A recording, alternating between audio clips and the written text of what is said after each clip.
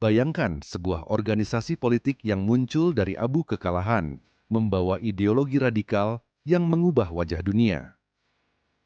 Partai Nazi yang dipimpin oleh Adolf Hitler bukan hanya sebuah partai politik biasa. Mereka adalah kekuatan yang mengubah Jerman dari negara yang hancur menjadi salah satu kekuatan militer dan ekonomi terbesar di dunia.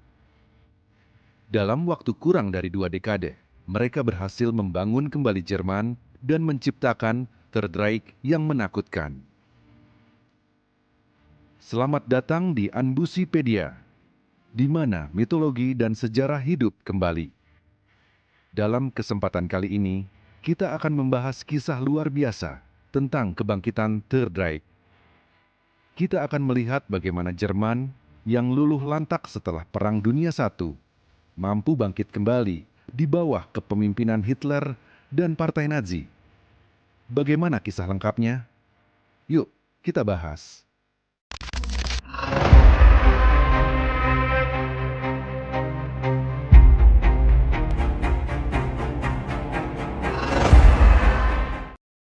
Setelah Perang Dunia I, Jerman berada dalam kondisi yang sangat buruk.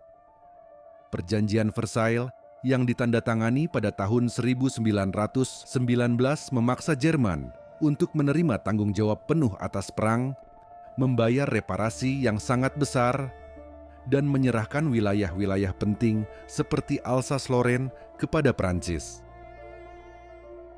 Kondisi ekonomi yang hancur, inflasi yang meroket, dan pengangguran yang tinggi membuat rakyat Jerman merasa putus asa dan marah.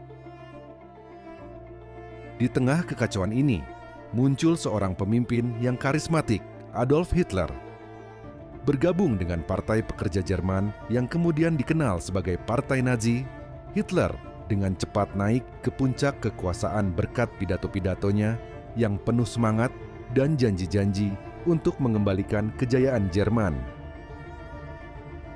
Pada tahun 1923, Hitler mencoba melakukan kudeta yang dikenal sebagai Beerholputsch, namun gagal dan dipenjara. Selama di penjara, ia menulis buku Mein Kampf yang menguraikan ideologi dan rencananya untuk Jerman. Setelah dibebaskan, Hitler kembali membangun Partai Nazi dengan strategi yang lebih terorganisir.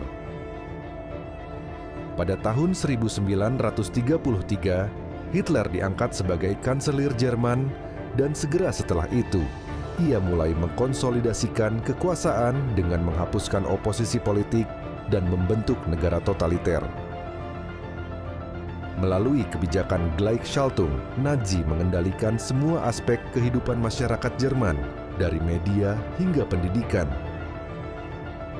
Salah satu langkah pertama Hitler adalah membangun kembali militer Jerman yang dilarang oleh Perjanjian Versailles.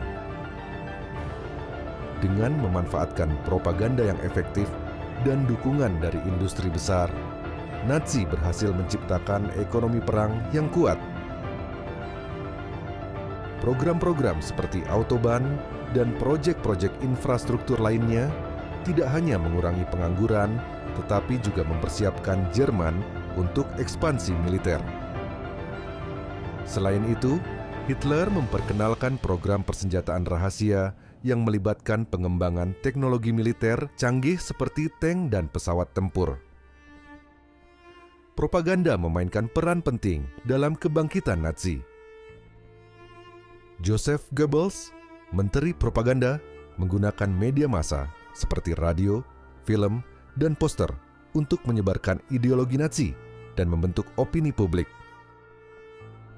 Propaganda ini tidak hanya mempromosikan kebijakan Nazi, tetapi juga menciptakan citra Hitler sebagai penyelamat Jerman.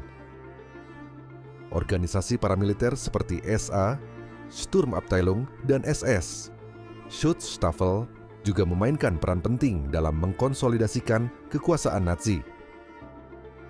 SA membantu Hitler naik ke kekuasaan dengan menggunakan kekerasan terhadap lawan politik, sementara SS di bawah Heinrich Himmler menjadi alat utama dalam menegakkan kebijakan Nazi dan melakukan penganiayaan terhadap kelompok-kelompok yang dianggap musuh negara. Selain itu, ideologi Nazi yang rasis dan antisemitik mulai diterapkan secara sistematis. Undang-Undang Nuremberg tahun 1935 menghapuskan hak-hak sipil orang Yahudi dan kelompok minoritas lainnya, yang kemudian mengarah pada penganiayaan yang lebih parah selama Holocaust. Nazi juga mempromosikan konsep Lebensraum atau ruang hidup yang digunakan untuk membenarkan ekspansi teritorial ke timur Eropa. Dengan kekuatan militer yang semakin kuat dan dukungan rakyat yang besar, Hitler mulai melancarkan kebijakan ekspansionis. Aneksasi Austria pada tahun 1938 yang dikenal sebagai Anschluss dan invasi Cekoslowakia menunjukkan ambisi Nazi untuk memperluas wilayah Jerman. Puncaknya adalah invasi Polandia pada tahun 1939 yang menandai dimulainya Perang Dunia Kedua. Dalam waktu singkat, Jerman berhasil menguasai sebagian besar Eropa, menciptakan Third Reich yang menakutkan dan ambisius. Namun, kebangkitan ini tidak hanya didorong oleh kekuatan militer dan propaganda. Ada juga faktor-faktor ekonomi dan sosial yang memainkan peran penting. Kebijakan ekonomi Nazi yang berfokus pada autarki dan swasembada, serta penggunaan kerja paksa, membantu memperkuat ekonomi Jerman. Selain itu, penggunaan propaganda yang canggih oleh Joseph Goebbels membantu membentuk opini publik dan memobilisasi dukungan rakyat untuk rezim Nazi. Dengan semua elemen ini, Third Reich berhasil menciptakan ilusi kekuatan yang tak terkalahkan. Meskipun pada akhirnya, kebijakan agresif dan brutal, mereka membawa kehancuran bagi Jerman dan dunia. Demikianlah kisah tentang kebangkitan Third Reich, sebuah periode yang penuh dengan ambisi, kekejaman, dan perubahan besar dalam sejarah dunia. Dari kehancuran total, Perang Dunia I, hingga menjadi kekuatan yang menakutkan di bawah kepemimpinan Adolf Hitler, Jerman mengalami transformasi yang luar biasa. Namun, kebangkitan ini juga membawa dampak yang menghancurkan, tidak hanya bagi Jerman, tetapi juga bagi seluruh dunia.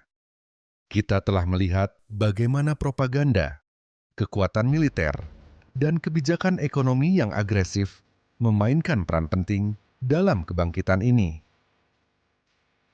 Namun, kita juga harus mengingat bahwa di balik semua itu, ada penderitaan yang luar biasa yang dialami oleh jutaan orang, terutama selama Holocaust.